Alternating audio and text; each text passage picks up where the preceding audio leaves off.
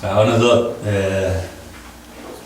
24차 삼형제 성회를 맞았습니다. 오늘은 여호수아서의 말씀입니다. 여호수아서는 역사서라고 그렇게 말을 합니다. 여호수아서를 시작으로 해서 사사기, 룻기, 사무엘상하, 열왕기상하, 역대상하, 그리고 에스라, 느헤미야, 에스더서까지 12권을 구약의 역사서라고 하죠. 그 얘기는 여호수아서부터 이스라엘의 역사의 시작점이라고 얘기할 수 있습니다. 그렇다고 하면은 하나님께서 여호수아서를 통해서 우리에게 무엇을 말씀하고 싶었는지 많은 은혜가 있기를 바랍니다. 아멘. 먼저 이스라엘의 역사의 시작점이 어디라고요? 여호수아서. 네, 여호수아서. 예, 여기 이제 메모지를 보면은 그게 가로에 뭐라고 넣으면 좋을까요? 여호수아서라 할까요? 가나안 땅이죠. 가나안 땅. 예. 가나안 땅은 하나님께서 아브라함을 통해서 약속한 땅이죠. 이제 창세기로 이게 올라가는 거예요, 이제. 그러니까 이 통설교가 참 의미가 있는 거예요. 지금 여호수아를 통하여서 이 가나안 땅으로 이스라엘 백성들을 데리고 들어가도록 이런 일을 하는데 그 근본은 사실은 창세기. 어떤 면에서는 아브라함에게 말씀한 그 말씀보다도 더 이전에 땅의 이야기가 어디서 나옵니까? 창세기 12장. 아니, 네. 땅을 떠나. 오, 예. 땅을 떠나라. 에덴 동산. 땅의 이야기는 에덴 동산에서부터 나와. 그런데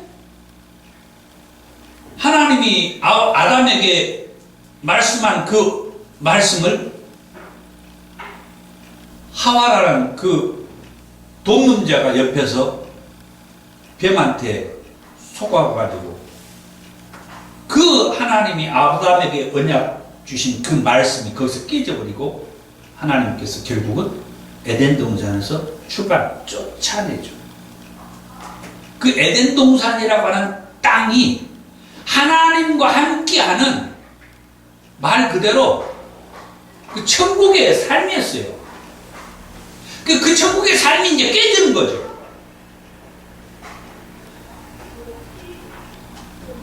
그래서 죄악 많은 이 땅의 생활을 이제 시작하게 된 게 창세기 3장에서부터. 그런데요, 창세기 12장에서 아브라함이 등장하고 그 아브라함에게 하나님이 말씀하죠. 너는 너의 본토, 친척, 아비 집을 떠나 내가 너에게 지시할 땅으로 가라. 이게 이제 새로운 땅을 하나님이 말씀해요. 그러면서 창세기 15장에 가가지고 하나님이 아브라함에게 이제 지금 네가 있는 그 땅을 너와 너의 자손들에게 주겠다. 이런 얘기들을 조금씩 설명하면서 가야 되는데 지금 이 얘기하는 것도 저는 엄청나게 말씀을 드리는 거예요. 지금 할 얘기가 너무 많아요. 이 여호수아서에서. 그 땅 얘기가 참 계속. 그러다가는 아브라함이가 그 말씀을 하나님이 말씀한 이 땅을 너와 너의 후손에게 주겠다. 그 말을 믿지 못한 것 때문에 그래? 그러면은 네 후손들이 저 이방인의 객이 돼가지고 400년이 지난 다음에 내가 재물을 가지고 돌아오게 하겠다. 그러면서 뭘 언약을 하죠? 우리가 말하는 횃불 언약이 거기에서 체결이 돼요.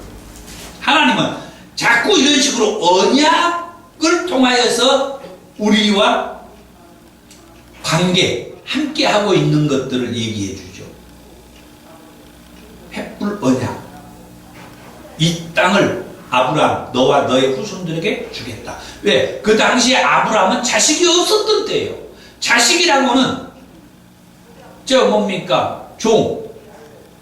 또 뭐죠? 다른 이스마엘. 이렇게, 응? 그래서 아니야, 네 몸에서 난 네 씨, 그 자식. 하나님 그 얘기들을 쭉. 그 말씀을 계속 이어서 가다 보면은 그렇게 하나님의 말씀한 대로 아브라함의 후손들이 이방의 종생활, 객생활을 400년 동안 하죠. 그 400년이라는 시점이 되니까 하나님은 그 이스라엘 백성들을 데리고 나올 인물, 지도자를 보내주세요.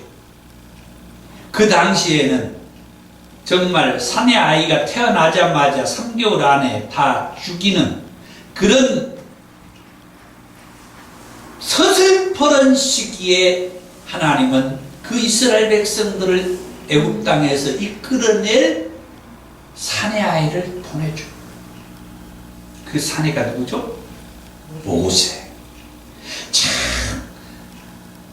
이 말씀만 봐도 우리가 하나님을 믿는 것이 장난이 아니라는 것을 알아야 돼요. 아까 잠깐 제가 언급했죠. 사내라고는 태어나면은 태어나자마자 산파들이 다 죽여야 되고 살 수가 없어요. 그런 시기에 하나님은 모세를 보내준 거예요. 그것도 3개월 동안 어머니 품에서 자라요. 더 이상 어머니 품에 있을 수가 없으니까 갈대 상자에다가 그 아이를 담아가지고 띄어보내요. 요즘에 한참 유행인 요괴배송 노래, 이 유튜브에 보면 이 요괴배송 노래가 아주 확 나가는데 얼마나 감동인지. 자, 그래요. 하나님이 하시는 일에는 하나도 오차가 없어. 하나님이 하시는 일에는 하나도 실수가 없어. 모세가 죽습니까? 모세가 죽지 않죠. 왜? 하나님이 하셨기 때문에. 하나님이 하셨기 때문에. 자, 그렇게 해서 모세를 통하여서 이스라엘 백성들을 이끌고 나오도록 모세에게 40년 발의 궁에서 40년은 미디안 광야에서 삶을 경험하게. 이런 얘기는 제가 전에 많이 얘기했는데 우리 목사님 처음 오셨으니까 잠깐 언급하면 이게 뭐냐? 40년 바로의 궁에서 40년 미디안 광야에서 훈련을 마치고 난 이후에 떨기나무 가운데에서 하나님께서 모세를 부르셔가지고 소명 부르셔가지고 사명 애굽의 바로에게 가라. 나이 80이 된 이 노인자 모세에게. 이 40년의 상황은 나중에 바로의 궁에 찾아갈 수 있는 유일한 사람으로 바로의 궁에서 40년을 살게 한 거예요, 하나님이. 그 다음에 미디안 광야에서 40년은 나중에 그 이스라엘 백성들을 이끌고 나와가지고 이 광야 생활 40년 하는 것을 미서 모세로 하여금 다 겪게 한 거예요. 오늘 우리의 목회가 힘들다. 이거 말이 안 돼. 표현이 잘못된 거예요. 하나님이 지금 이 목회를 지금 이 상황으로 나를 뛰어들게 한 것은 이런 상황을 나중에 이 상황에 처한 그 영혼들을 이 상황에서도 다 케어하고 양육하고 길들이고 인도하기 위해서 어디까지? 오늘 여호수아에서 얘기하려고 하는 이 약속의 땅 가나안 땅까지 인도하는 일을 위해서. 이럴 때는 아멘을 하는 거예요. 아멘. 아멘. 이게 우리 신앙의 체점이 있잖아요. 결국은 우리가 이 이스라엘 백성은 지금 이 햇불 언약이라고 하는 이 말씀을 통해서 거기에서 나오게 하겠다. 그 다음에 모세가 끌고 나왔어요.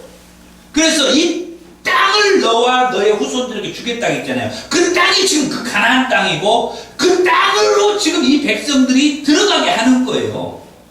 그게 이제 하나님이 아브라함에게 약속한 땅이라고 그렇게 얘기하죠. 그 약속한 땅을 아브라함이 들어가도록 한 게 아니라 그 후손들이 들어가게 한 거란 말이에요. 자, 그렇게 해서 모세를 통하여서 이런 일을 했어요. 결국은 그 이스라엘 백성들이 애굽에서 탈출 나오는 거죠. 출애굽을 하는 거죠. 그때부터 계속해서 하나님의 인도하심 속에서 홍해를 건너고 광야 생활을 이렇게 하는 거예요. 그게 이제 얼마 전까지 이 여호수아서 바로 앞이 신명기서죠. 얼마 전까지 그 광야 생활 막바지에 이르렀던 얘기죠. 자, 거기에서 뭔 일이 생기냐? 모세가 죽죠. 다시 말하면은 하나님이 모세를 죽이는 거예요. 아니, 하나님이 아브라함에게 말씀했던 그 약속의 말씀, 모세를 통하여서 그 일을 지금까지 바로 지금 약속의 땅 가나안 땅에 이제 바로 눈앞에 코앞에까지 왔는데 하나님이 거기까지 모세를 쓰고 거기서 죽게 해요. 그런데 그냥 죽게 하지 않죠. 여호수아를 불러오라고 해요. 하나님이 그럽니다. 여호수아를 불러오라고 해요. 그리고 여호수아에게 말하라고 해요. 네 후계자다. 너를 대신해서 이 백성들을 내가 약속한 저 가나안 땅으로 이 백성들을 이끌고 갈 네 후계자, 지도자라. 넘겨주라고 그래요. 그러니까 모세는 하나님의 말씀 그대로 여호수아에게 그 모든 권한을 넘겨줘요.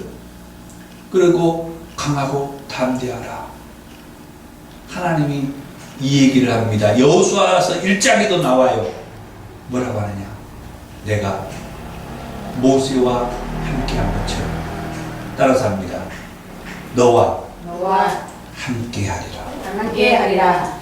이 말 한마디의 끝이에요.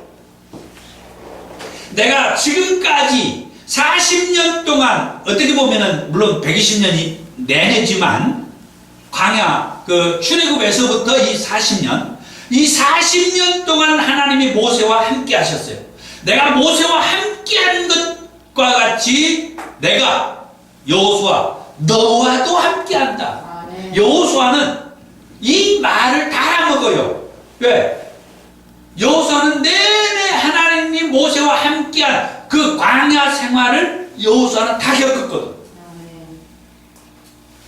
물론 적탄군 사건도 다 지금 말씀을 드리면 좋겠는데 뭐 넘어가죠. 모든 상황을 이 여호수아는 하나님이 모세와 함께한 것을 곁에서 늘 지켜봤어. 그러니까 여호수아에게는 하나님이 이 말 한마디면 끝이요. 내가 모세와 함께한 것처럼 너와 함께하겠다. 그럼 여호수아는 이 말이 무슨 말인지 알아먹어요.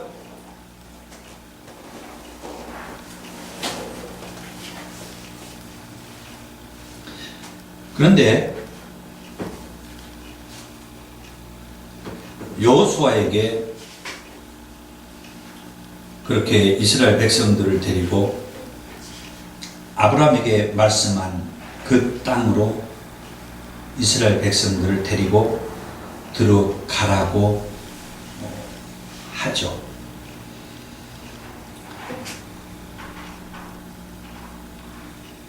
출애굽기 6장 2절에서 9절의 말씀을 보면은 하나님이 그 애굽에서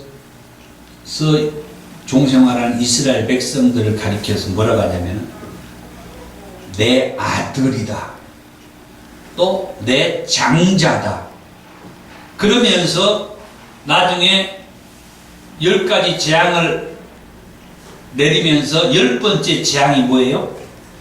애굽의 모든 첫째 것, 여기에 첫째 것이에요.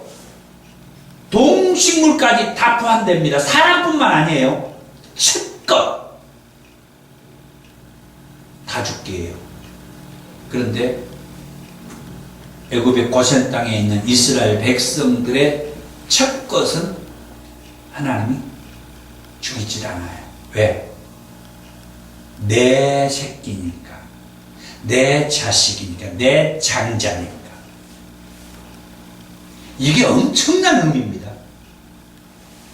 내 자식이니까. 하나님이 내 자식한테 왜 그런 고통을 줘요? 그래서 하나님이 말했어요. 이스라엘 백성들을 가리켜서 뭐라고요? 내 아들, 내 장자, 그리고 덧붙여서 뭐라고 하느냐? 내 백성이라고. 그래서 모세에게, 바로에게 가가지고 그렇게 말하라 그래. 내 백성을 보내라 라고 그렇게 말하라고 그래. 이스라엘 백성을 내 백성이다. 내 백성. 여기에서 내 백성은 어떤 의미가 있어요? 하나님의 나라, 하나님의 땅에 들어와서 살인 그들을 가리켜서 내 백성이라고 해요. 하나님은 누구가? 그 땅의 왕이다 이거예요. 이게 엄청난 의미를 담고 있어요. 이런 얘기들을 좀 쫙 풀어서 주면 얼마나 좋겠어요. 자, 오늘은 하여튼 넘어갑니다. 제가 이게 성경이 없는 얘기하면 이상하잖아요. 다 이게 성경 얘기예요. 하나님의 말씀한 거예요. 내 아들, 내 장자, 내 백성. 그 모세에게 바로한테 가가지고 그렇게 말하는 게요. 내 아들이고 내 장자고 내 백성 보내줘. 왜? 내가 그들의 왕이고 내 백성들이 왕인 나한테 제사해야 돼. 나를 섬겨야 돼. 우리 식으로 말해서 나를 예배해야 돼. 아멘. 내가 왕이라는 개념은 예배를 받을 유일한 신이 하나님이라는 얘기예요. 아멘. 아멘. 내 백성들로 하여금 예배를 받을 유일한 신, 하나밖에 없는 신이 나다, 나. 그러니까 바로한테 내 백성 보내. 이 말 속에도 엄청난 의미가 있지만 오늘 한마디 제가 더 드릴게요. 이 여호수아서라고 하는 이 전체 맥락은 곧 하나님과 저 악한 영과의 싸움이에요.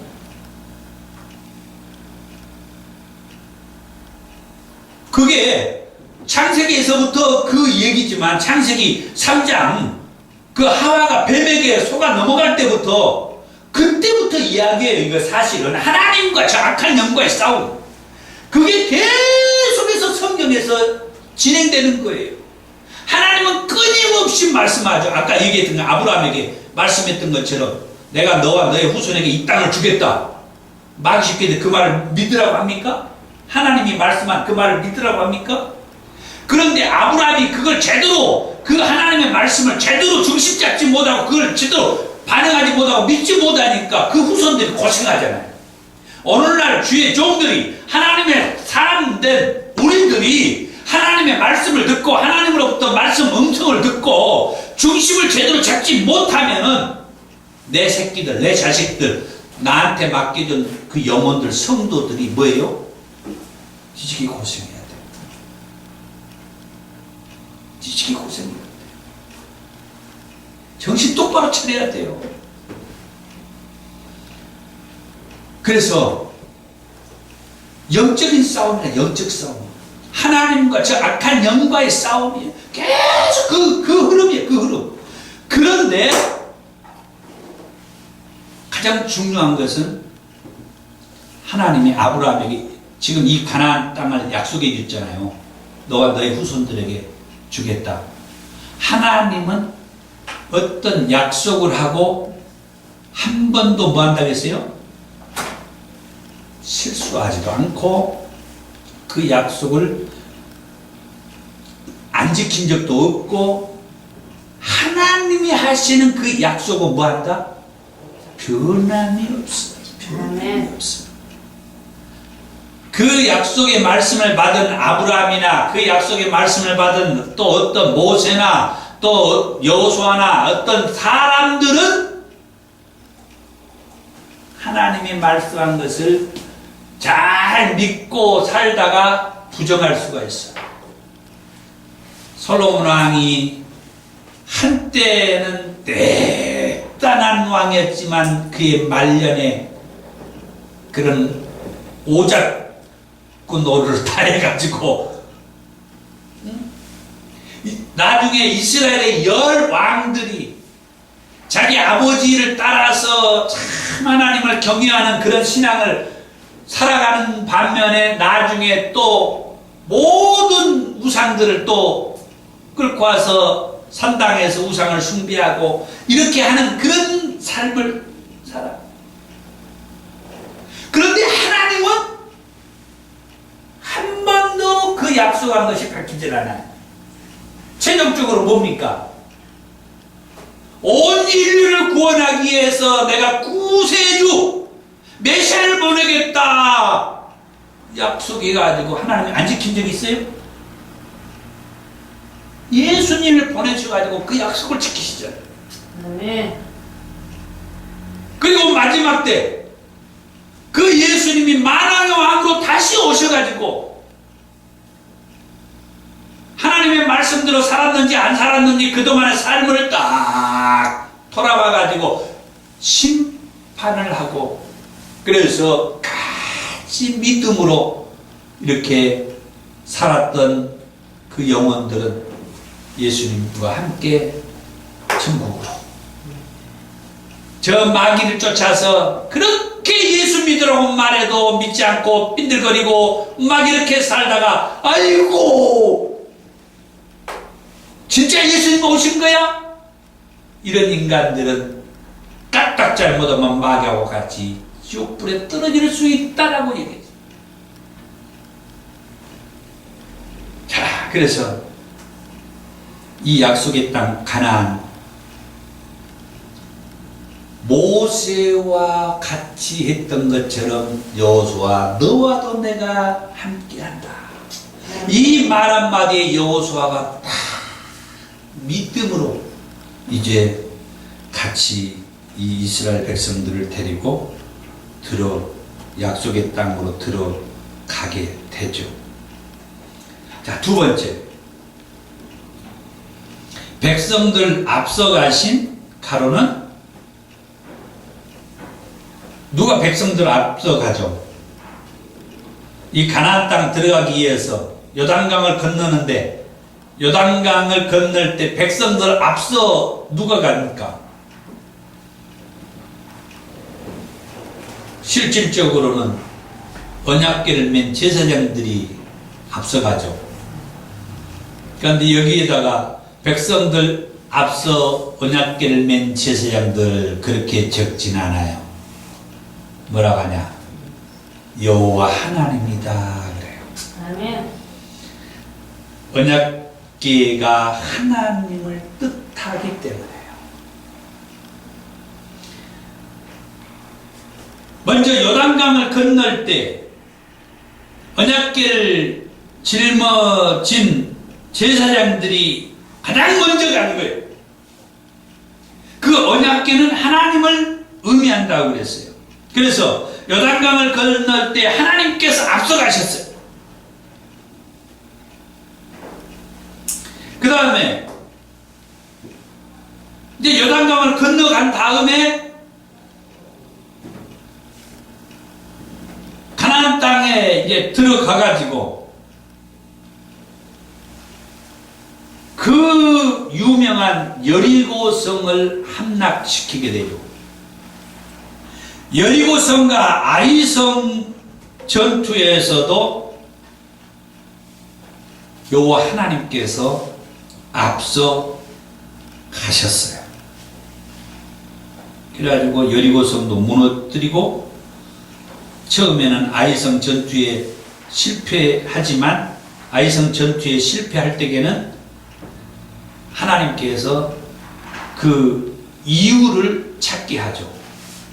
아이성은 좀 작은 성이라고 했는데 왜 그 작은 성 전투에서는 실패하게 되는가? 이스라엘 백성 36명이 희생을 당해요. 나중에 하나님께서 얘기하죠. 여리고성을 무너뜨리, 여리고성은 이중으로 성이 쌓여져 있어요. 지금 누구도 그 여리고성을 얘기할 수가 없어요. 성경은 그냥 이중으로 성벽이 쌓였다고만 얘기하고 기록이 없어요. 기록을 남겨줄 이유가 없어요.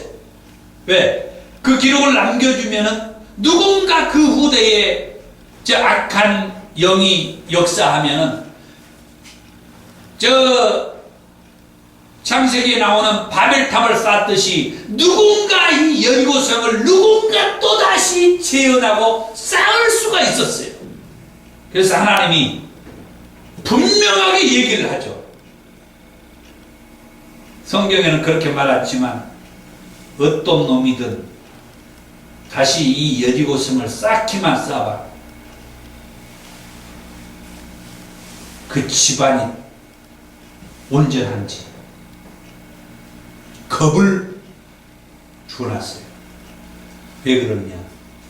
여리고성을 사람들이 알 필요도 없고 여리고성은 완전히 저 창세기에 나오는 바벨탑과 같이 하나님을 대항하는 그런 성의 의미가 있습니다.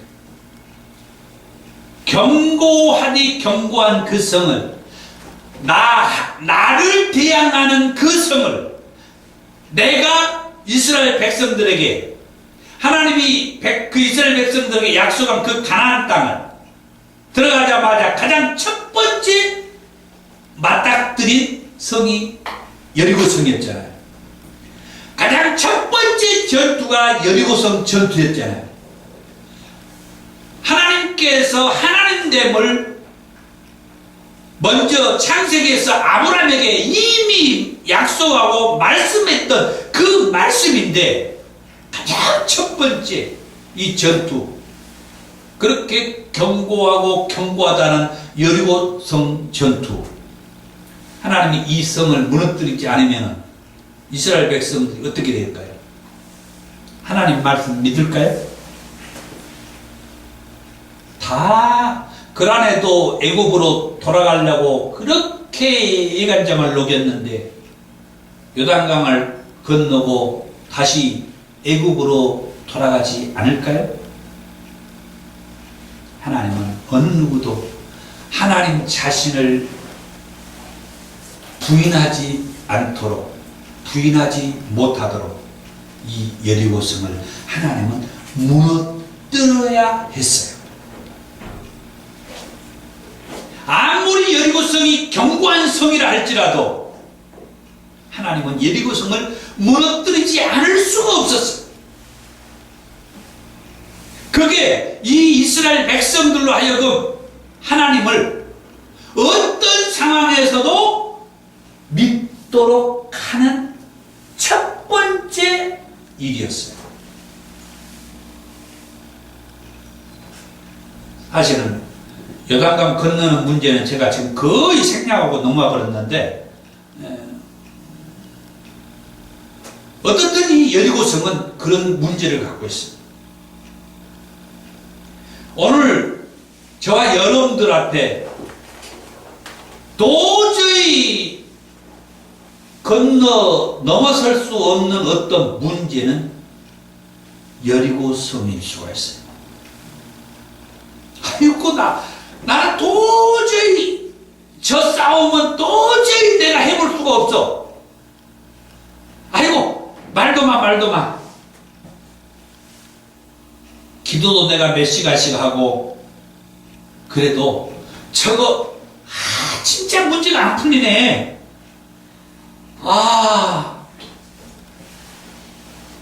부채가 얼마씩 지금 막 계속 쌓여만 가고 늘어만 가고 빚만 계속 쌓여만 가고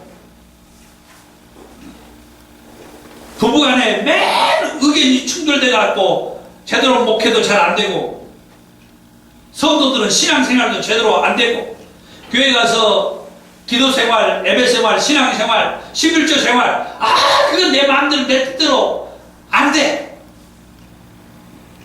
꼭 그 방해하는 그 누군가가 있어가지고 그걸 우리가 여리고성에 비교할 수 있을까 싶습니다만은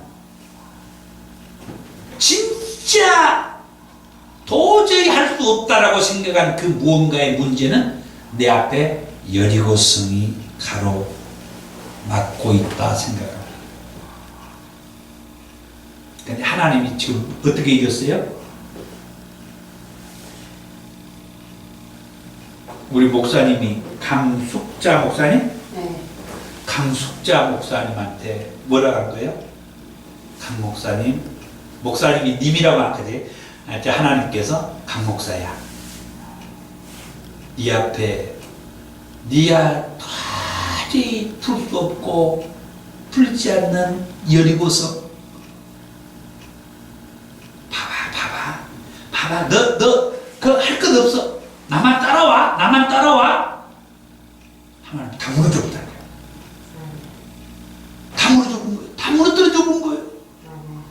박난영 사모님 여리고성의 그 문제, 야야 네가 하니까 돼 안 돼? 나만 따라와. 네? 따라올 거지? 뒤처지지 마. 그대로 하나님이 다 앞서서 엎어졌다는 게 하나님이 다 앞서서 그게 여호수아서의 얘기예요. 내가 앞서간다. 내가 앞서가. 나만 따라와. 이게 여호수아서 얘기예요. 네가 하니까 되든 나만 따라와. 나만.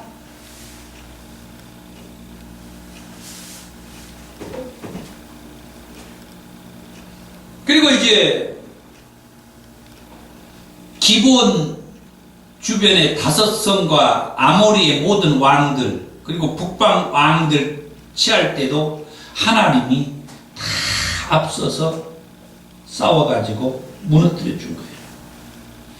여리고성도 무너뜨려 줬죠. 아이성마저 공략했다가 그 소식을 들었던 기브온 주민들이 이제는 이스라엘과 화친을 맺기 위해서 찾아와요. 기브온이 이스라엘과 화친했다는 소식을 들었던 예루살렘 왕이 헤브론 왕과 또 그 라기스 왕 이런 여러 왕들 그들이 이제 기브온을 쳐들어 가가지고 이 이스라엘과 화친을 맺은 기브온을 이렇게 이제 공략을 했다는 얘기가 있어요. 그때 여호수아가 기브온을 도와줘요. 그래가지고 그 기브온 주변의 5나라 왕들과 싸워서 멸하는데 하나님께서 하늘에서 큰 우박을 내려가지고 그들을 다 죽게 해요. 하나님께서.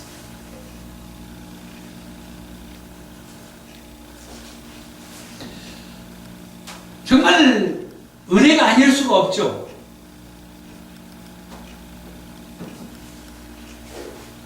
아모리 땅의 모든 왕과 그 땅을 취할 때도 그랬고 가나안 북방을 취할 때도 여호와 하나님께서 앞서서 싸워주셨다. 한마디로 말씀을 드리면은 아까 얘기한 대로 여호수아를 중심한 그 이스라엘 백성들은 나만 따라와. 그 다음 세 번째로 먼저 가로가 있네요. 무엇을 여호와 하나님께 바치는 여호수아. 여호수아서의 특징 중에 하나가 또 이 세 번째예요. 하나님 앞에 바쳐요. 이거 엄청난 의미가 있습니다. 제가 정말 좋아하는 메시지예요. 무엇을 바치냐? 자, 지금까지 하나님께서 여호수아를 중심으로 해가지고 무엇을 했습니까? 이 가나안 땅을 점령을 했죠. 계속 점령해 갔어요. 아까 방금 전에 막 기본 주변에 5 나라들을 점령하고 또 아모리의 모든 왕들과 그 땅을 점령하고 가나안 저 북방까지 다 점령을 지금 했다고 그랬죠. 그렇게 땅을 점령을 하고 그 여호수아서에 보면은 31 나라의 왕들을 하나님 다 멸했어요.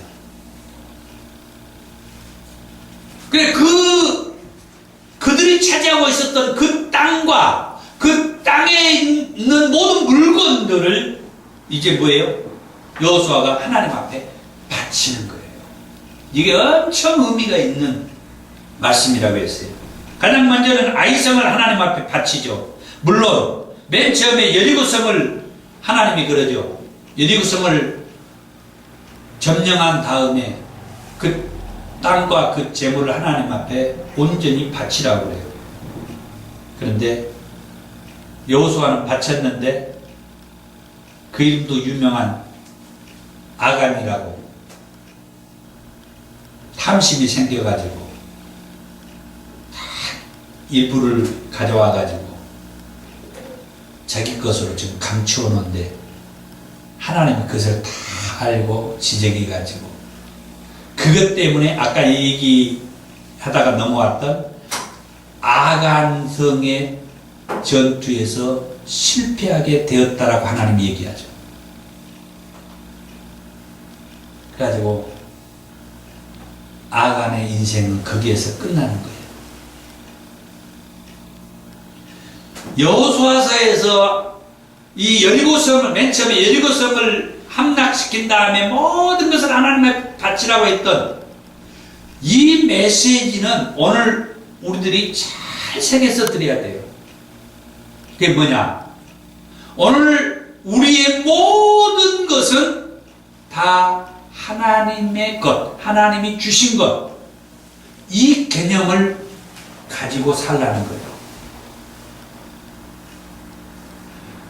저와 여러분들의 모든 것은 다 하나님이 주신 것이다.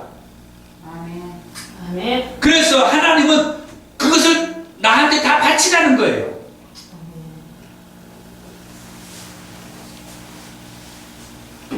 그래서 저는 다 바치기로 했어요. 바쳤다고 생각을 해요. 제가 여호수아서를 보면서 제가 안 바친 이유가 없더라고요. 그런데 아간을 보니까 더더군다나 안 바쳤다가는 큰 고난하게 생겼어요. 큰일 나게 생겼어요.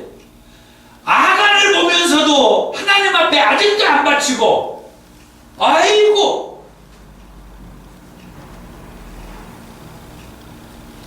다 바치다가 보니까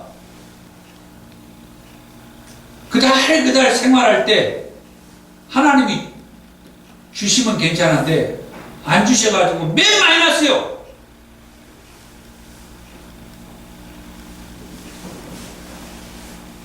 교회 세도 나가고 집 세도 나가는데 지금 못 드린 지가 몇 년이 돼요. 그런데 여태 집세는 잘 드리다가 저번 달에 좀 너무 힘들어서 못 드렸는데 오늘 아침에 우리 사모님한테 주인 아주머니 전화가 왔어. 하나님 앞에 다 바치고 나니까 우리가 다른 건 욕심 안 부려요. 생활하는데 생활비는 안 부족해야 되는데 생활비가 부족해. 그래도 하나님이 뭐라 하느냐? 다 바치라는 거예요. 아멘. 이게 여호수아서입니다. 안 바쳤더니 바친 것을 돌려쳤더니 아간이 나중에 그 이름도 유명한 아골골짜기에 그런 이름이 새겨지는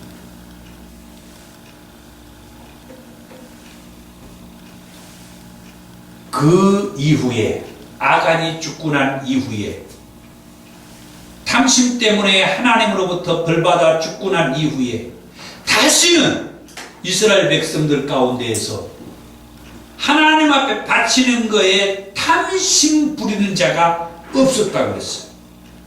그래서 여호수아가 아이성을 하나님 앞에 바쳐요. 그 점령한 땅과 그 물건을 하나님 앞에 바쳐요. 그 다음에 아까 얘기했던 그 아모리의 5왕, 예루살렘 왕, 헤브론 왕, 야르뭇 왕, 나기스 왕, 에글론 왕을 진멸하고 그 성읍을 여호와 하나님께 바칩니다.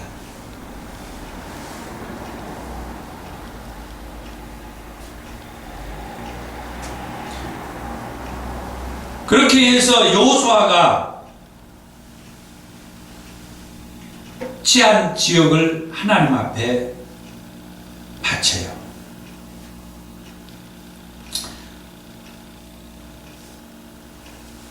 그것은 오늘 저와 여러분들에게 어떤 의미를 내포하냐면, 제가 여호수아서 이 말씀을 보고 그때부터 제가 하나님 앞에 바치는 것을 했다고 했는데, 저희 이 교회는 상가 건물이기 때문에 제 소유가 아니죠. 주인이 따로 있죠. 이 상가 주인이 있죠. 저는 세만 들어와 있죠. 그런데 이 교회를 하나님 앞에 바친다고 그래요. 이건 하나님의 것입니다. 조금 더 넓혀서 제가 생활하는 우리 광주광역시를 하나님 앞에 바쳐요. 이건 하나님의 것입니다. 이 교회는 하나님의 것입니다. 그걸 조금 더 넓혀서 우리나라를 하나님 앞에 바쳐요. 아멘. 그걸 좀 더 넓혀서 세계 열방을 하나님 앞에 바쳐요. 그냥 제가 말로 다 바쳐버려요. 주인하고는 상의 하나도 안 해요. 제가 바쳐요. 하나님 앞에 바친다고 하는 것은 무슨 의미가 있냐? 하나님의 통치권으로 바친다. 하나님이 통치하세요. 이 교회, 이 상가 건물, 이 교회 하나님 통치하세요. 우리가 들어가 사는 저 주택 역시 저는 세를 주고 들어가서 살지만 하나님 앞에 바침으로 하나님이 통치하세요. 하나님이 강주광역시 하나님이 통치하세요. 내가 하나님 앞에 다 바칩니다. 이 나라를 하나님 앞에 바쳐서 하나님 이 나라를 다스리세요. 통치하세요. 하나님이 이 나라의 왕이 되세요. 얼마나 편하고 좋은지. 그게 여호수아서에서 하나님께서 여호수아에게 그 땅을 점령할 때마다 그 땅과 그 재물을 하나님 앞에 바쳐. 하나님이 그렇게 말했어요. 왜? 하나님이 싸워서 취하게 되잖아요. 지금 하나님이 그 싸움 앞서서 싸워서 지금 그 땅을 여호수아와 그 이스라엘 백성들이 지금 차지하게 되잖아요. 그러니까 그 땅을 점령한 자가 자기들이 아니고 나 여호와 하나님이라고 하는 것을 말씀해 주고 있는 거예요. 우리는 그것도 모르고 이 건물을 상가 주인이 어떻게 해야 한다고.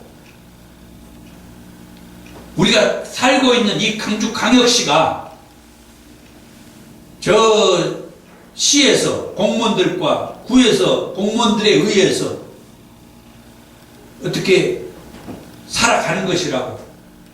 그럼 하나님만 보여요. 우리에게 있어서 하나님이 무슨 일을 하고 있는 거예요? 그러니 하나님이 얼마나 안타깝게 생각하겠어요. 너는 네 머릿속에, 네 의식 속에는 내가 어디에 들어있냐?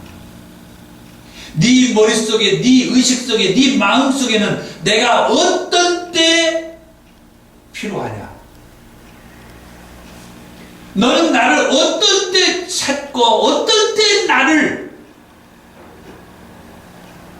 부르고 나에게 어떤 때 기도하냐?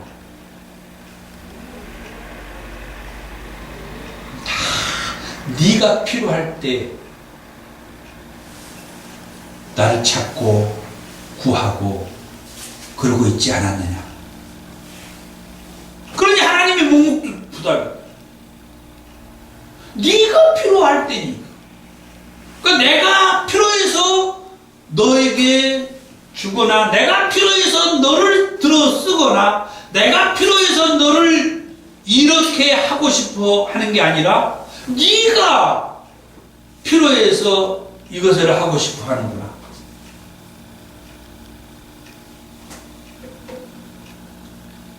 그렇게 해서 이 가나안 땅이 점령이 되고 여호수아는 그걸 알았기 때문에 여호수아가 그걸 어떻게 알았어요? 아까 서두에 얘기했어요. 하나님이 모세와 함께 한 것 같이 여호수아는 하나님이 모세가 하나님과 함께한 이 모습들을 늘 가까이서 봐왔단 말이에요. 그러니까 하나님이 그 말한 거예요. 내가 모세와 함께 한 것처럼 이 말 한마디 여호수아는 그냥 뿅 가버렸다 이 말이에요. 하나님이 모세와 어떻게 한 것을 여호수아가 다 알고 있었기 때문에. 그렇기 때문에 내가 모세와 함께 한 것처럼 너와 함께 한다. 그 말 한마디 여호수아는 그냥 가본 거예요. 하나님을 그냥 그대로 받아들이고 믿어버린 거예요. 그래서요, 여기서 우리가 한 가지 또 생각할 수 있는 게 있어요. 내 바운다리, 내 주변에 정말 중요한 사람을 늘 데리고 다니는 거예요. 하나님이 나를 통해서 하는 일들을 그분이 늘 곁에서 보게 하는 거죠. 그게 여호수아의 모습. 모세가 늘 여호수아를 데리고 다녔어요. 하물며 그랬어요. 하나님께서 그랬어요. 모세를 시내산으로 올라오라고 할 때 이스라엘 백성들을 데리고 와라.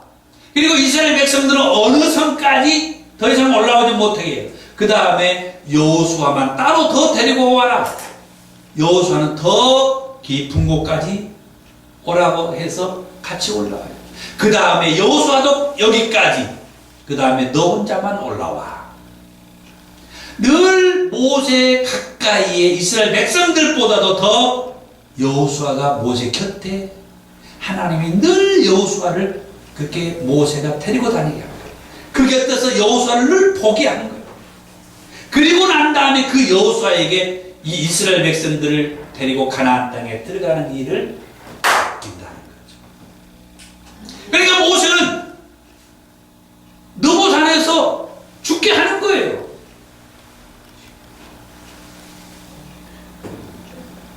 그 다음 네 번째, 정복하지 못한 지역을 포함하여 가나안 땅을 뭐 하는 거죠?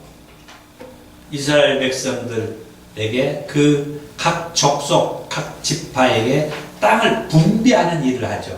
이건 뭐야 다 알고 있는 내용이죠. 땅을 분배하게. 그런데 그 땅을 정복하지 못한 지역을 포함해서 지금 계속해서 하나님께서 여호수아를 중심으로 이스라엘 백성들이 땅을 점령해 갔잖아요. 정복해 갔잖아요. 그런데 아직 정복하지 못한 땅이 많아.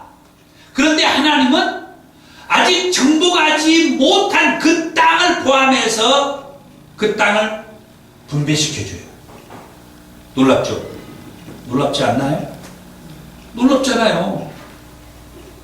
아직 지금 저 땅이 내 소유가 아니야. 내 땅이 아니야. 주인이 따로 있어. 나는 근처도 못 가. 그런데 하나님은 저 땅을 나한테 소유권을 주는 거예요.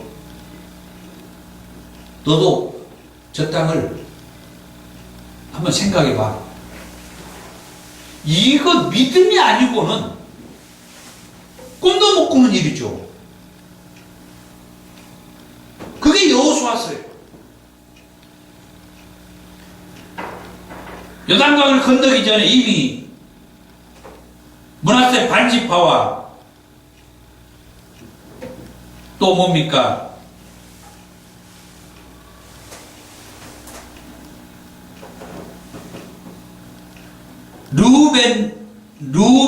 루벤 족속, 갓 족속, 므낫세 반지파, 이 두 지파 반은 땅을 이미 분배를 받죠. 그런데 므낫세 지파는 사람이 많아가지고 나중에 그 가나안 땅에 들어가가지고도 땅을 다시 분배를 이제 받아요. 자, 그러면은 맨 처음에 이 가나안 땅에 점령해가지고 맨 처음에 누가 먼저 땅을 분배받냐면은 갈렙이 땅을 분배받아요. 여호수아서 14장 8절 9절에. 왜 갈렙이 가장 먼저 땅을 분배받느냐? 여호수아와 함께 모세가 저 광야에서 12명의 정탐꾼을 이 가나안 땅에 보내요. 그때 가장 먼저 믿음의 반응을 보인 사람이 갈렙이었어요. 하나님은 이렇게 믿음의 반응을 보인 그 사람을 늘 기억하고 계셔요. 아멘 하세요. 아멘. 여러분도 그런 믿음의 반응을 보여야 된다 이 말이에요. 하나님은 하나님 앞에 믿음의 반응을 보인 그 사람을 반드시 기억하고 있다가 우리식으로 말하면 축복을 하는데 가장 먼저 축복을 준다 이 말이에요. 여호수아는 이렇게 지도자가 되었지만은 그런 믿음을 보인 사람 갈렙에게 하나님께서 그렇게 말합니다. 여호수아 14장 8절과 9절에 나는 내 하나님 여호와께 충성하였으므로 그날에 모세가 맹세하여 이르되 내가 내 하나님 여호와께 충성하였은즉 네 발로 밟는 땅은 영원히 너와 내 자손의 기업이 될 것이다. 여호수아도 갈렙의 충성심을 인정했다. 물론 방금 말씀은 모세도 여호수아를 인정을 해주죠. 왜냐하면 갈렙이 가장 먼저 그 믿음으로 반응한 것을 모세가 봤잖아요. 들었잖아요.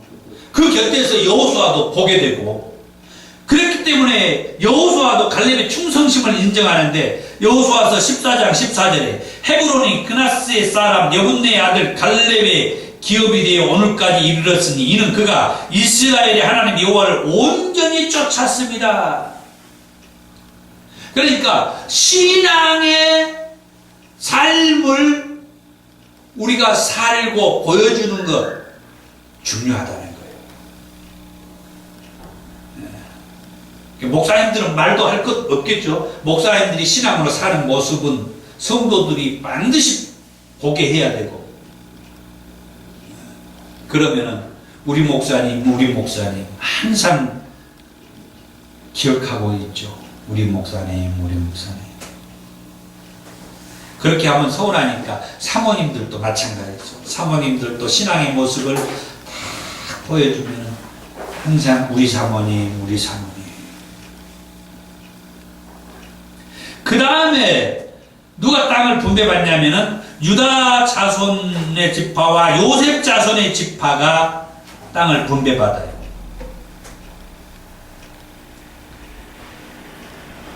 여호수아서 15장과 16장.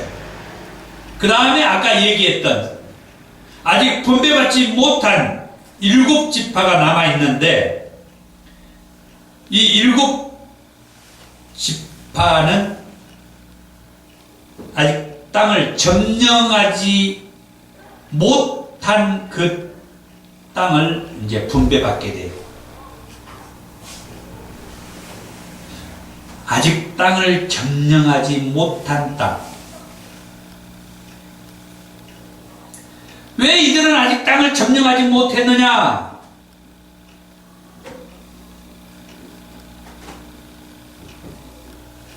쉽게 말하면 그 땅을 점령하러 가지 않아서 땅을 점령하지 못했다는 거예요. 지금 이 얘기는 아주 의미가 있고 중요합니다. 여호수아서에서 지금 내내 얘기할 때마다 그 땅을 어떻게 점령했다고 했어요? 하나님께서 앞서 가서 땅을 차지할 수 있게 했다고 그랬잖아요. 그러면서 대신 이 백성들한테는 믿음으로 따라오라고 했잖아요.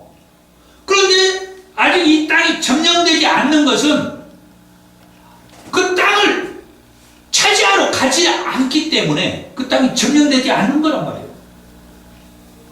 그 땅을 이미 하나님은 가서 싸워주시는데 이 백성들이 가가지고 아 이건 우리 땅, 이건 우리 땅 이렇게 하면서 땅을 차지하려고 했는데 가지 않는 거예요. 점령하러 가지 않았어.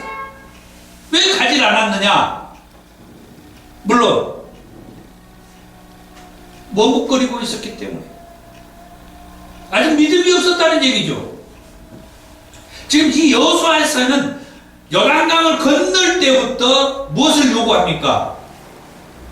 눈치를 얼른 대답을 해야죠. 믿음을 요구해요. 요단강을 건널 때부터 어떻게 제가 아까 요단강 얘기를 못했다고 얘기했는데 조금 할게요. 요단강을 건널 때 하나님은 여호수아에게 말합니다. 언약궤를 맨 제사장들이 뭐하라고요? 요단강에 첫 발을 내디디라고 그랬어요. 요단강은 어떤 강입니까? 지금 물이 흐르고 있어요. 지금 이 요단강을 건너는 이 시기는 농사를 짓는 시기여가지고 물이 풍족하게 있었대요. 다른 때보다. 그러면 어떻게 보면 더 겁나죠. 그런데 하나님 지금 뭐 하라는 거예요? 제사장들에게, 언약궤를 맨 제사장들에게 그 땅을 발을 내딛고 밟으라는 거예요. 어떻게 밟고 지나갑니까? 믿음이 없이는 발을 밟고 지나갈 수가 없어요. 그러니까 요단강을 차지하는 것은 처음부터 뭐한다? 믿음을 요구한다. 믿음을. 따라서 합니다. 믿음을 요구한다. 믿음이 필요하다. 나도 이 믿음이 있다. 나도 이 믿음이 있다. 아멘. 믿음이 필요해요. 믿음을 요구한 거예요. 지금 강물이 철썩철썩하고 있는데 계속 불어오는데 하나님은 제사장들에게 먼저 그 강에 발을 내딛고 들어가라는 거예요. 그게 여호수아에서 뭐라고 얘기하느냐? 모세가 이스라엘 백성들을 애굽에서 이스라엘 백성들을 끌고 나올 때 그 앞에 너희는 홍해를 건너듯이 가나안 땅을 건넜다고 그랬어요. 그러면 이제 이해가 쉽죠. 홍해를 이스라엘 백성들이 어떻게 건넜습니까? 거기에 물 빠져가지고 그 땅이 우리식으로 말해서 찌릿찌릿해가지고 푹푹 빠는 뻘땅을 밟고 왔나요? 여호수아서 말씀을 보세요. 맨 땅을 밟고 오듯이 쫙 요단강을 건너왔다 그랬어요. 아멘 하세요. 아멘. 이건 상상이 안 되는 일이에요. 맨 땅을 건너오듯이 그 요단강을 건너왔다고요. 맨 처음에 제사장들이 요단강에 첫 발을 내딜 때는 물에 첨벙 들어왔지만 하나님이 순식간에 갈라가지고 이스라엘 백성들이 건너갈 때 그 언약궤를 맨 제사장들은 요단강 중앙에서 머무르고 그 다음에 이스라엘 백성들이 다 지나간 다음에 마지막으로 제사장들이 맨 뒤에 또 탁 나왔다고. 홍해를 건너듯이. 그러니까 맨 첫 발을 내딛는 그 제사장의 그 믿음이 무엇을 믿어? 하나님의 말씀을 믿는 그 믿음. 이게 여호수아서. 여호수아는 처음부터 믿음을 요구해. 계속 그 중간중간에도 무엇을 해요? 믿음을 요구해. 그런데 아직 이 7지파가 땅을 점령하지 못하고 분배받지 못한 것은 아직 머뭇거리고 있는 거예요. 하나님의 말씀을 제대로 믿지를 못하고 있는 거예요. 하나님이 앞서서 점령해 주는 거 따라만 오라고 해서 가야 되는데 그것도 못하고 있었던 7지파였단 말이에요. 그러나 결국은 그 7지파마저도 땅을 뭐예요? 다 분배를 받아요. 예수님은 온 인류를 구원하기 위해서 우리의 모든 죄값을 대신하여 십자가에 지셨습니다. 그리고 하나님 말씀합니다. 그 예수를 믿기만 하면 죄에서 사함받고 구원받는다. 아멘. 어떻게 믿어서 죄에서 사함받고 구원받냐고. 거기에다 조금 더 얘기하죠. 아니 그 예수 믿는다고 어떻게 내가 천국 가냐고. 내가 지금까지 지은 죄가 얼마나 많은데. 그런데 하나님 말씀은 그 예수를 믿기만 하면 천국 간답니다. 죄에서 사함받고. 아멘 하셔야지. 아멘. 제 얘기라고 하면 안 해도 돼요. 그런데 지금도 뭐예요? 지금도 수많은 사람들은 그 말씀을 아직도 안 믿어. 아직도 못 믿겠다는 거예요. 머뭇거리고 있는 거예요. 가나안 땅에 그 7지파가 하나님 지금까지 다 보여주고 하나님 다 앞서서 싸워서 그 땅을 이렇게 분배하고 줬는데 아직도 이 7지파는 그 하나님을 못 믿는 거예요. 지금도 수많은 사람들은 예수만 믿으면 죄에서 사함받고 구원받는다고 얘기해도 아직도 예수를 안 믿어. 못 믿겠다는 거예요. 예수 믿어갖고 내 죄가 용서받고 천국 가? 나 그거 못 믿겠다는 거예요. 못 믿겠다는 거예요.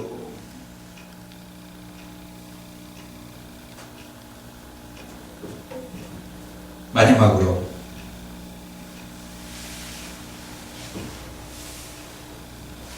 여호수아는 죽기 전에 몇 가지 당부하고 언약을 체결하고 죽습니다. 몇 가지 당부를 하고 언약을 체결하고 여호수아가 죽어요. 여호수아는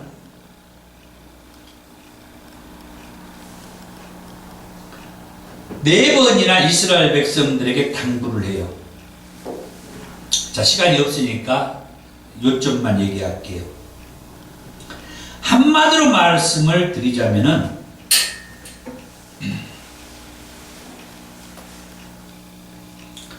나와 내 집은 여호와만 섬기겠다. 그럼에도 불구하고 여러분들이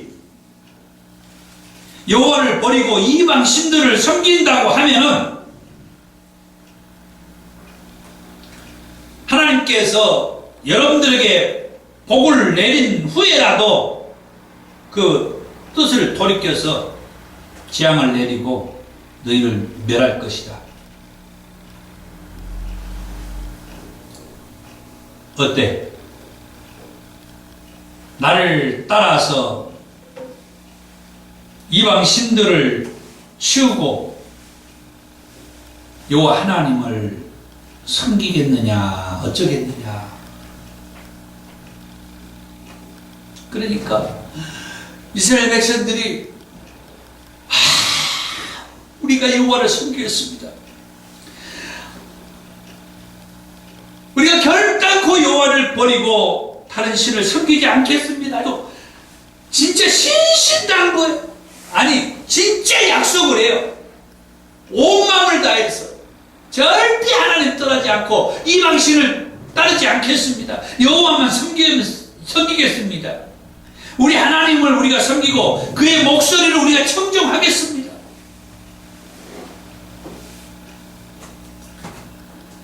그러니까 여호수아가 그 백성들의 그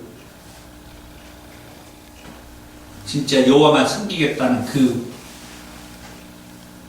말씀에 언약을 맺고 윤리와 법도를 제정하고 하나님의 율법책에 기록을 해요. 그런 다음에 큰 돌을 여호와의 성소 곁 상수리 나무 아래에다가 세워놓은 다음에 이 돌이 들었다 하면서 백성들과 언약을 체결해요. 여호수아 24장 25절에서 27절. 저는 참 재밌었던 표현이 이 돌이 들었다. 돌은 물론 살아있는 돌도 있지만은 죽어있는 돌이 일반적이잖아요. 무생물이잖아요. 여호수아가 말해요. 너희들과 내가 하는 이 약속의 말을 이 돌이 들었다.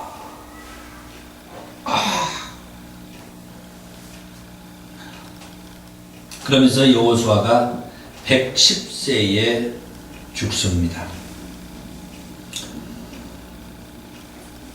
여호수아는 제가 정리한 내용이 좀 있는데 최대한 요약해가지고 말씀을 드리겠습니다.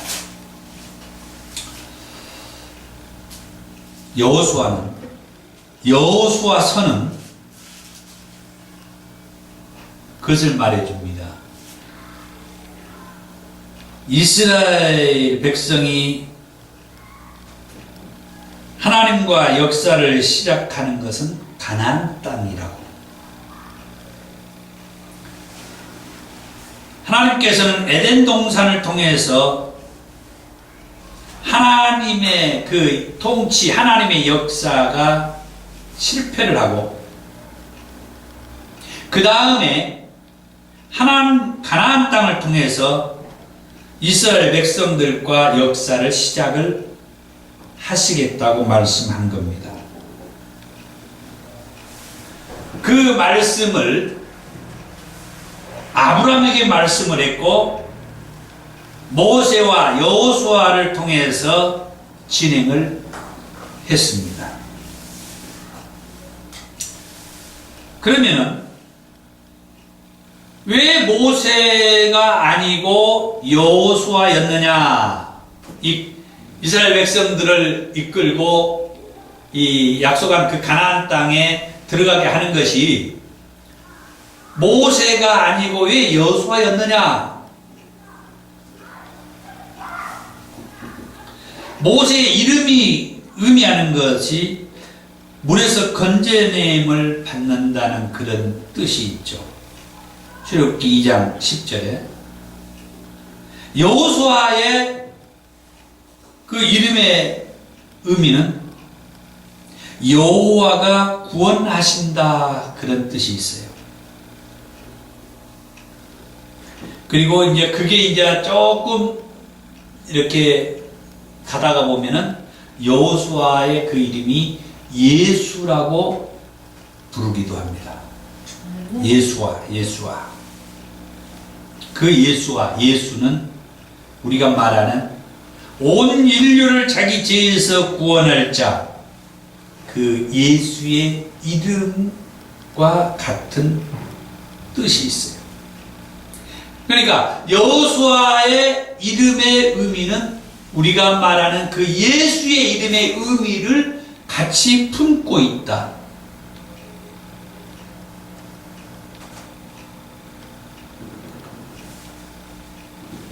여호수아는 이스라엘 백성을 가나안 땅으로 인도했지만 여호수아가 한 일은 아무것도 없다는 겁니다. 이걸 늘 우리는 전제해야 돼요.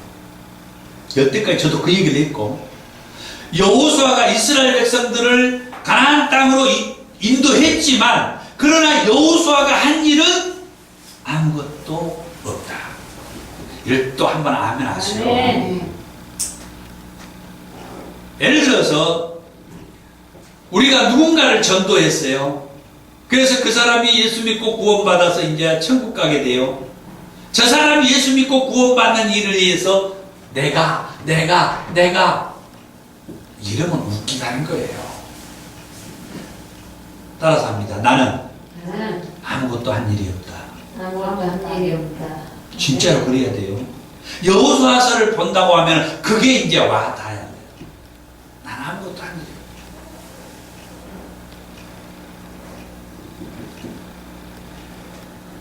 그러면은 예수님은 온 인류를 구원하기 위해서 무엇을 했느냐? 이제 여기에서 우리가 꾹뻑 죽는 거죠. 여호수아가 이스라엘 백성들을 저 가나안 땅으로 인도하기 했는데 여호수아가 한 일은 아무것도 없다고 했어요. 그 여호수아와 같은 이름을 가진 예수님이 온 인류를 죄에서 구원해가지고 저 천국에 들어가도록 하는 일에 의해서 예수님은 무슨 일을 했는가? 무슨 일을 했죠? 이건 얘기를 해야 되는데 자기가 십자가에서 피 흘리면서 죽었어요. 희생했어요. 자기가 우리의 모든 죄의 짐을 짊어지고 죽었어요. 아멘. 여호수아는 아무것도 한 일이 없는데 같은 이름을 가진 예수는 자기가 우리의 모든 죄를 대신 짊어지고 죽고 대신 우리의 죄값을 지불해 줬어요. 엄청난 거죠.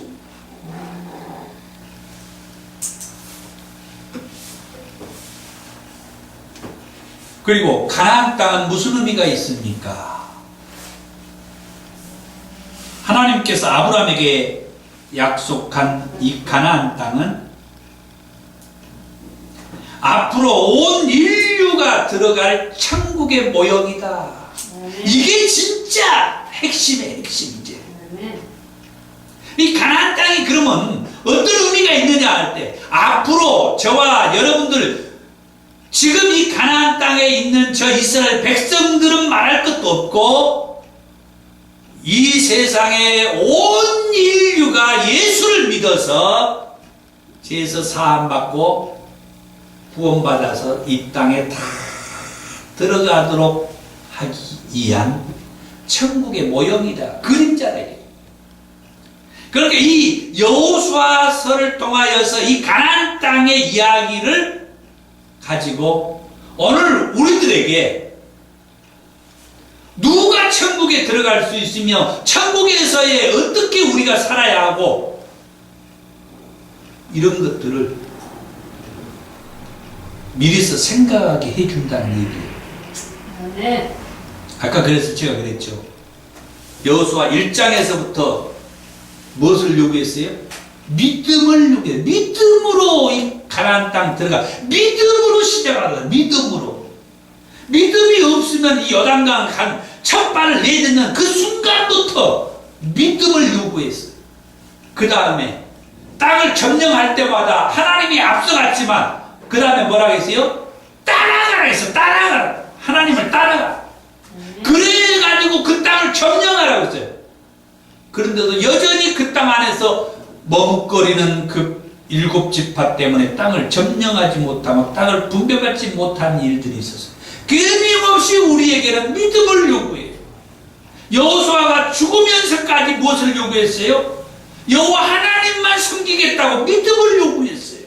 이방신을 버리고 우상을 버리고 하나님만 나의 구원자로 섬기겠다고 믿겠다고 그걸 요구받았어요. 끝까지 믿음이에요. 끝까지 믿음. 처음부터 끝까지 믿음을 요구하는 곳. 그곳이 가나안 땅이고 천국의 모형이다.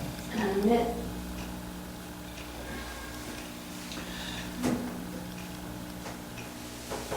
그리고 모세는 여호수아를 후계자로 세우고 죽었어요. 물론 하나님이 그러라고 했죠. 그런데 여호수아는 후계자를 세우지 못하고 죽어요. 이건 이번에 하나님께서 또 저한테 열어준 말씀이에요.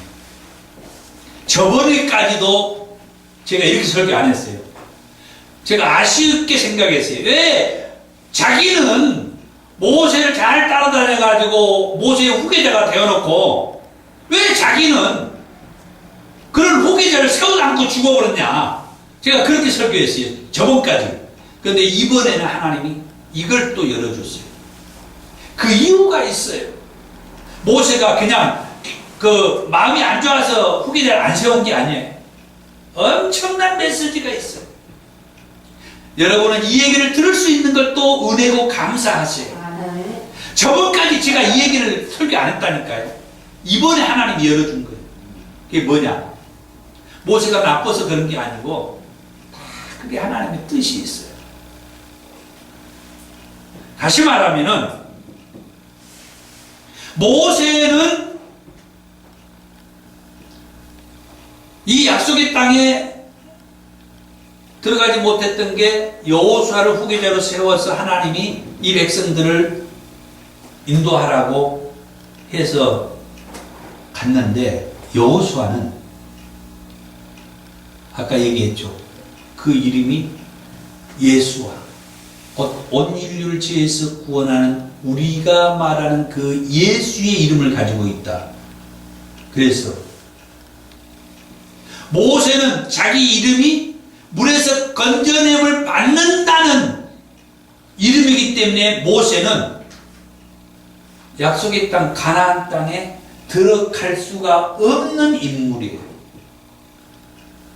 그런데 이제 그 성경에서 모세가 그 2번 실수한 그걸 이제 그 얘기하는데 엄밀하게 말하면은 그 실수보다는 전체적인 맥락에서 그래서 모세로 하여금 그 실수를 하나님이 하게 만들어 놓은 거죠.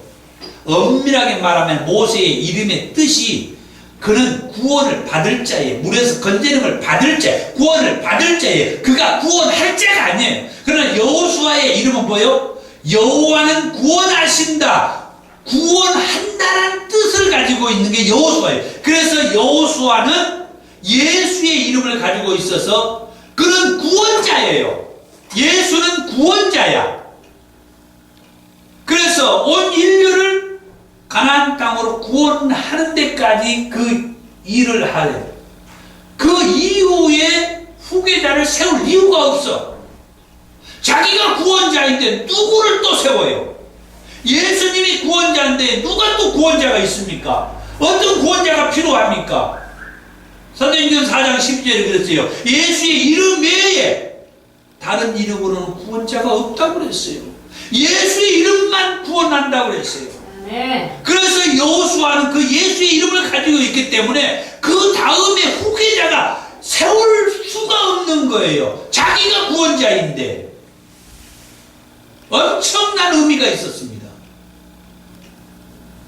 자기가 구원자인데 또 다른 누군가를 후계자로 세우면은 여기에서 진짜로 이단이 나오는 거예요. 이런 깊은 뜻이 있었더라고요. 하나님이 그동안에 이걸 저한테 알려주지 않았어요. 이제 알려줬어요. 이 엄청난 메시지가. 자기가 구원자인데 누구 후계자를 세워? 근데 저번까지 제가 그 설교를 했어요. 아쉽다.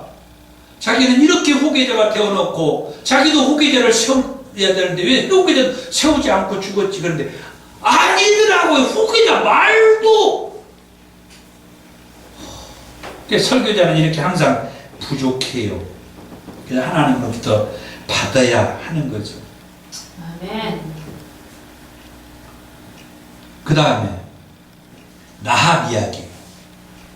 지금까지 라합을 제가 얘기를 안 했는데 여호수아 2장에 라합이 나오잖아요. 정탐꾼을 통하여서. 왜 여호수아는 모세가 자기들을 통하여서 12명의 정탐꾼을 보내듯이 여호수아가 2명의 정탐꾼을 보내요. 참 아이러니했어요. 의미가 없었어요. 정탐꾼을 보낼 만한 의미가. 자기가 직접 정탐을 했잖아요. 예전에 40일 동안 자기가 다 보고 왔잖아요. 그런데 왜 또 정탐꾼을 보냈지? 그런데 엄청난 의미가 또 있었어요. 나합이에요. 기생 나합을 만나게 하고 기생 나합과 또 그 가나안 땅의 사람들로 하여금 정서를 알게 했어요. 그 정서가 뭐냐? 따라서 합니다. 하나님께서 하나님께서 지금까지 무슨 일을 했는지 무슨 일을 했는지 듣게 했다. 됐다. 정말 중요한 거예요. 하나님이 지금까지 무슨 일을 했는지 저 가나안 땅 기생 나합으로 하여금 이 정탐꾼이 듣게 돼요. 그래가지고 그 나합의 부모와 형제, 그 아버지의 가족들이 같이 구원받게 되죠. 그러면 이 기생 나합과 그 가나안 땅의 그 백성들이 무슨 얘기를 했길래 여호수아서 2장 9절의 말씀에 보면 하나님께서 하신 일들을 통해서 그 가나안 사람들이 간담이 녹는다고 얘기를 했어요. 또 10절에 여호수아 2장 10절에 그동안 여기 오기 전에 저 아모리의 두 왕 시온과 옥의 이 두 나라 왕들에게 무슨 일을 어떻게 했다고 하는 것을 이 가나안 사람들이 다 들었다는 얘기예요. 그래가지고 그들이 여호수아 2장 11절에 마음이 녹아내리고 정신을 잃어버렸다고 그래요. 그러면서 하나님에 대해서 이런 말을 합니다. 여호와가 위로는 하늘의 하나님이고 아래로는 땅의 하나님이다. 자, 이제 모든 설교를 마치겠습니다. 이 말 한마디를 하고 여호와가 위로는 하늘의 하나님이요 아래로는 땅의 하나님이다. 이게 무슨 뜻일까? 엄청난 오늘 뭐 제가 맨 엄청나다 얘기하는데 사실 엄청나요. 우리가 몰라서 그러지. 근데 제가 그 하나 또 말씀해 드릴게요. 지금까지 저 가나안 족속들이 하나님을 알고 있는 그 하나님의 뜻은 광야의 하나님을 알고 있었대요. 40년 동안 광야에서 그 이스라엘 백성들을 이렇게 이끌고 왔었잖아요. 그런데 그 광야의 하나님께서 이스라엘 백성들을 요단강을 건너오는데 어떻게 건너와요? 모세를 중심으로 홍해를 건너오듯이 요단강을 건너와 버렸어요. 쉽게 말하면 마른 땅에 철퍽철퍽한 그런 요단강을 건너온 게 아니라 꽉 마른 육지를 건너오듯이 이스라엘 백성들이 건너오는 거예요. 저 아모리의 두 왕 시온왕과 옥의 그 두 왕을 전멸시키는 것과 요단강을 건너올 때 홍해를 건너오듯이 건너오는 이 모습을 보고 가나안 사람들이 기겁을 해본 거예요. 마음이 간담이 녹고 마음이 녹아가지고 정신을 잃어버렸다고. 그러면서 고백하기를 위로는 하늘의 하나님이고 아래로는 땅의 하나님이다. 즉 가나안에 있는 그 신의 특징은 이 땅의 신, 이 땅에서 뭡니까? 비의 신, 물의 신, 뭐 하면서 우리가 말하는 뭐라고 할까요? 풍성한 축복의 신, 농사가 잘 되는 이런 신들을 이 가나안의 신들이, 백성들이 믿어왔는데, 하나님께서 이스라엘 백성들에게는 광야의 신으로 알고 있었는데, 이 가나안 사람들이 고백하는 말이 위로는 하늘의 신이고 아래로는 땅의 신이다. 그러니 자기들의 신이 땅의 신이라고 생각했는데 자기들의 신은 아무것도 아니라고 그렇게 고백합니다. 이스라엘 백성들을 이곳으로 인도하는 하나님, 이스라엘의 신이 말할 수 없는 능력을 가지고 있는 그런 신이다. 그러기 까닭에 이 기생 나합이 이 정탐꾼에게 그렇게 말하는 거예요. 너희의 신이 이 땅을 너희에게 차지하게 한다는 것을 우리가 다 안다. 그러니까 이 정탐꾼들이 이 기생 나합과 그 가족들이 구원받을 수 있는 것들을 서로 조인해가지고, 그럼 앞으로 우리가 오면은 빨간 줄을 이렇게 내려놓고 있어라. 그것이 신호다. 그래갖고 그들이 구원을 받게 돼요. 나중에 이 기생 라합이 예수님의 그 구속사의 족보에 또 이름까지 올려요. 제가 할 얘기가 많아요. 이 구속사의 족보에 이 라합이 이름이 올라간 얘기는 오늘 제가 할 수가 없어요. 여기서 이제 마칩니다. 이스라엘 백성들을 인도한 그 하나님이 이런 하나님, 우리가 알고 믿어야 할 하나님이 이런 하나님이에요. 그런데 우리는 이런 하나님에 대해서 얼마나 알고 믿고 또 가리키며 또 전하며 그렇게 살고 있는가 하는 생각을 이 여호수아서를 통하여서 다시 한번 생각하게 주셨습니다. 기도하겠습니다. 하나님,